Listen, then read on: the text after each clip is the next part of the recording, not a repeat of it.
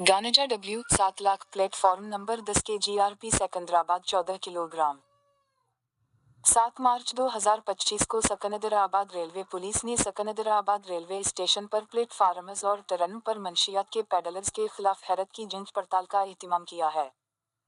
PF number 10 पर पैक्ट Shri master of arts Majeed सरपर SHO और Shri D Ramesh sub inspector GRP Secunderabad 20 Satyanarayana Singhar high court 20 और सरी के चंद्रशेखर आर पर कॉन्टिनेंटल 35 वाई रविंदर आर पर कॉन्टिनेंटल 280 RPS सिकंदराबाद के 280 को SMT की निगरानी में गानेजा पर कब्जा कर ली गया।